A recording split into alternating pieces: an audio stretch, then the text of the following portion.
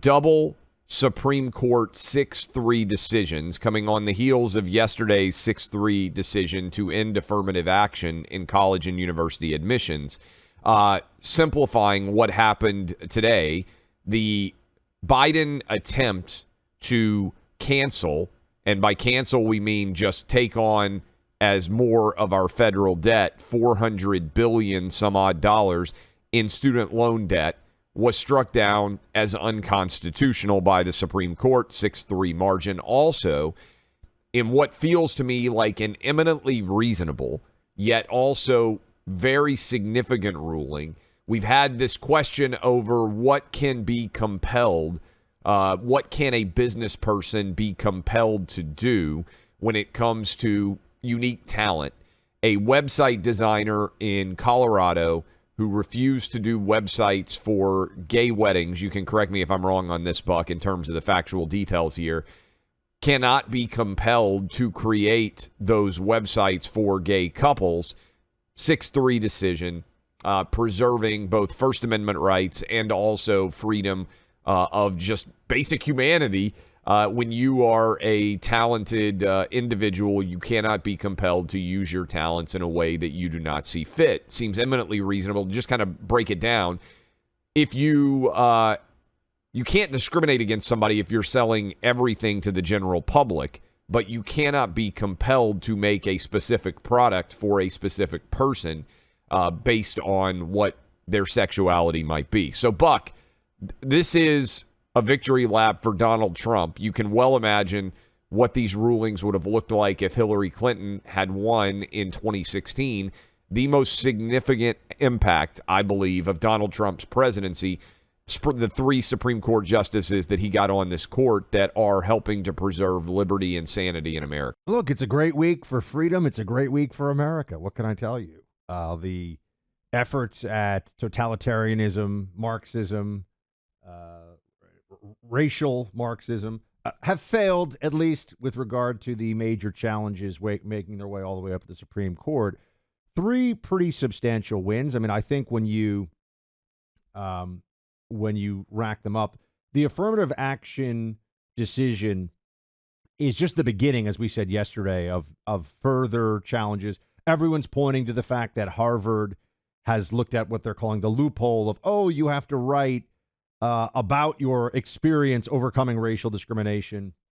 And other people were writing in yesterday, listeners, and saying, well, what about gender or identity stuff? And this is not going away overnight, but you know what's going to happen?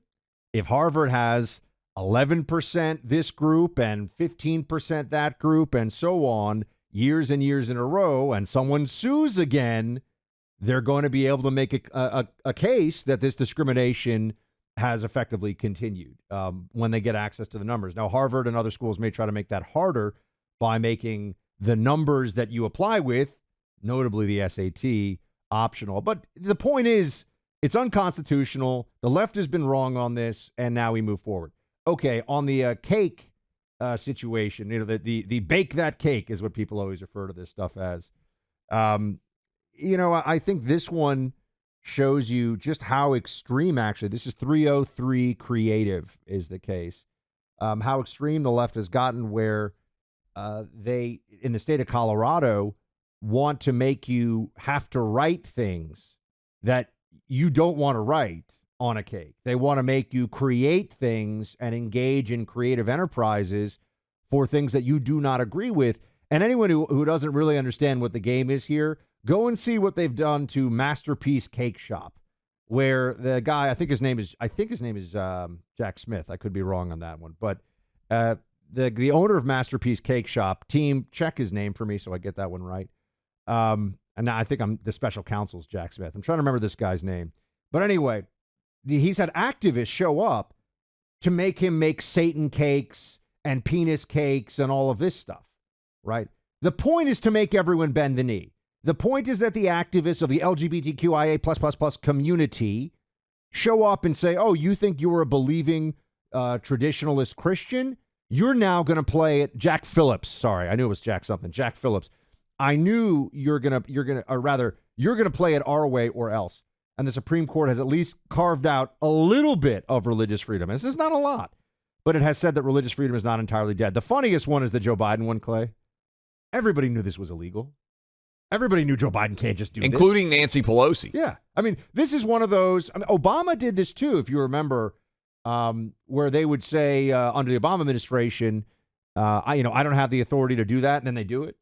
And this has happened again with Joe Biden, where it's clear to everyone he can't just wave his old Joe Biden hand and make these debts go away. He's socializing them to the taxpayer, and he doesn't have the authority to do it. So it's amazing to see the left-wing response to all this, too. Truly delusional stuff. And also the dissents. I mean, I'm just going to say it. The dissents from Jackson and Sotomayor in the affirmative action case were embarrassing. It's not just I disagree with them. I mean, their logic, the emotion, all of it, the lack of logic, it was embarrassing. And the legal commentators who were trying to make the case for loan forgiveness, also embarrassing themselves. Yeah, and I do think this is a cardinal moment to step back and think about what Donald Trump accomplished. He did exactly what he said he was going to do on the Supreme Court. I don't think there's a single person listening who could say that Trump was anything other than a grand slam in a sports analogy when it came to the way that he put 3 justices on the court. And I know that they worked with him to ensure that he had a list of reliable justices. But when you look at Kavanaugh, Gorsuch, and Amy Coney Barrett, to me, they are preserving liberty in a really significant way, Buck. Because just think, I was going through thinking about this. If Hillary Clinton had won in 2016, the Supreme Court of the United States would have said that every working American basically could be compelled to get the COVID shot as a condition of employment. They would have said that. They would have said affirmative action is still the law in the land. They would have compelled this website designer to make websites for any person that wanted to take her on as a website designer. They would have fundamentally, not to mention Roe v. Wade wouldn't be back at the states. The amount of fundamental protection and sanity that has been restored just based on those 3 justices. Buck, think about how crazy the world we would be living in would be right now if Hillary Clinton had won in 2016 and she had made all 3 of these appointments. Well, I think it's also worth noting that right now, and the state of Michigan, I feel badly. We have a lot of listeners in Michigan, and that Gretchen Whitmer is their governor. I think that she's this. I think you could say she's the second worst governor in America. I actually think Kathy Hochul may be the worst at this point. Gavin Newsom, you like him too much. So, we got to talk about RFK, by the way. We got an RFK Jr. problem, my friend. We got to talk about this. Yeah, one. well, you knew this was going to happen. By the way, I think don't underrate Pritzker on Illinois as well. But back to Michigan just for a second. The Michigan House has passed a bill making wrong pronouns a felony, finable up to $10,000. If you intimidate somebody by using, quote, wrong pronouns. I just want everyone to understand what this is. The Michigan House has passed a bill that if you walk up to a 300-pound dude who has long hair and a dress on, and you say, hey, man, or excuse me, sir, and you refuse to call him a she, you can be fined up to $10,000 and can even result in prison time. This is the death of the First Amendment, which is the death of freedom altogether in this country. If this becomes it'll be struck standard. down thanks to the court that we have. It'll take a while to get there, Buck, and it has to be used against somebody first before it becomes actionable. I bring it up not because I think they have some brilliant legal strategy here that's going to manage to win, but I will tell you, do you think that Sotomayor and Jackson, do you think that they would overturn this? I do not. I think they would come up with but if you use the wrong pronouns for somebody, you're erasing them as a person. And so it's basically, genocide. They would come up with some version of the First Amendment doesn't count if it offends the transgender community. And people need to know about this because this is now pretty common in this country. It's common enough that you have to be on guard for it. The most fundamental freedoms, the most basic constitutional freedoms aren't incidentally under assault. The left is waging an all-out, storm the trenches, destroy campaign for the most important liberties that we have. And they're doing it every day. And I also want to mention, by the way, Buck, we said that this would get struck down as unconstitutional, but Joe Biden and his advisors mostly knew this. This was a calculated attempt to try to drive up young voter turnout in the midterms. And now that it's been struck down, Biden or whomever the nominee is going to be will run against the illegitimacy of the court and argue, hey, if you want student loan debt relief, then you need to vote for me so we can replace these justices and or potentially pack the court, which is where I think this is headed. I do believe that court packing is on the docket, so to speak, for the next Biden term, if there is one. I think that it would probably be Kamala Harris appointing those justices, but nonetheless, I think that is absolutely why they create this. The narrative really now is the court is illegitimate. That's what they say. You know, when the right was losing, and the Democrats got used to having the Supreme Court as on key cases for a long time, their super legislature. They can't get it through Congress. They'll get it through the court. They can't get the people to vote for it. They will get the justices to mandate it. That's been really, Clay, for our, most of our adult lives. That's been, and even before we were paying attention to politics, that's been the reality. Well, that has finally changed.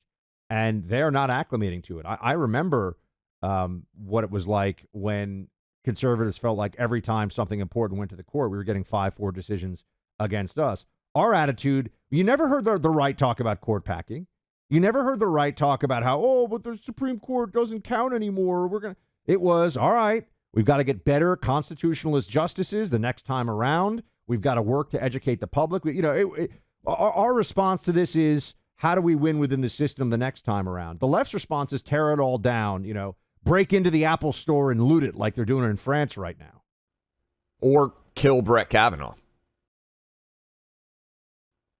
It's amazing how that just vanished, right, Buck? I mean, you literally had a guy show up armed outside of Brett Kavanaugh's house to try to murder him so that he couldn't have the law.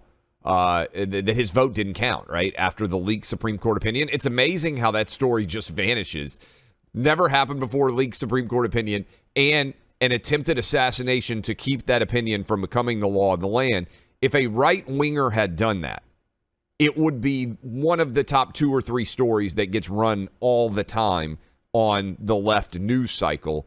Instead, they just pretend that didn't happen.